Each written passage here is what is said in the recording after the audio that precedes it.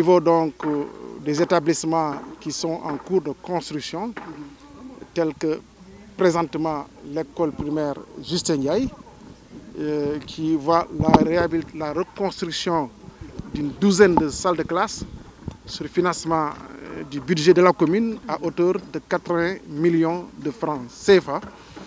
Visite qui nous a permis un petit peu de voir l'avancement des travaux. Et nous sommes persuadés, d'après en tout cas les explications de l'entrepreneur, que ce chantier sera livré au plus tard le 5 du mois prochain, du mois de novembre, Inch'Allah. Et nous espérons en tout cas que les ouvertures se feront au niveau de Justin Ndiaye, donc dans les meilleures conditions.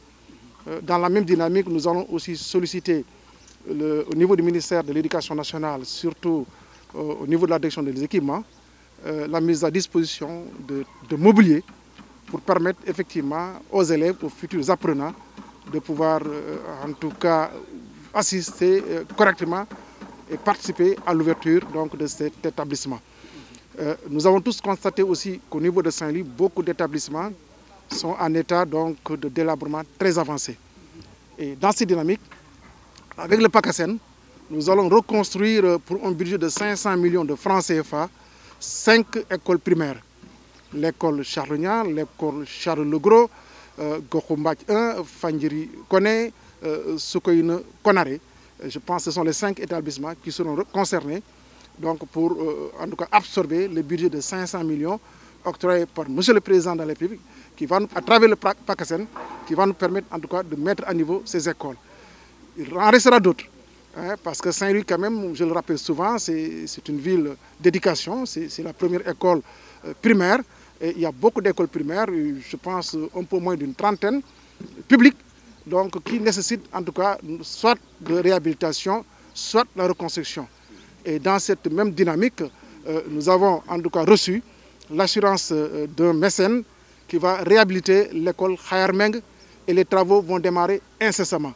Et nous allons continuer, en tout cas, à lancer un appel à l'endroit de bonne volonté qui soit en mesure de nous accompagner pour que toutes les écoles primaires de Saint-Louis puissent être réhabilitées en support avec non seulement ce que la commune fait, mais aussi avec l'État, ce que l'État octroie à ces communes-là pour leur permettre en tout cas de mieux tenir les compétences qui sont transférées. L'école Soukoyne Konaré a deux problèmes.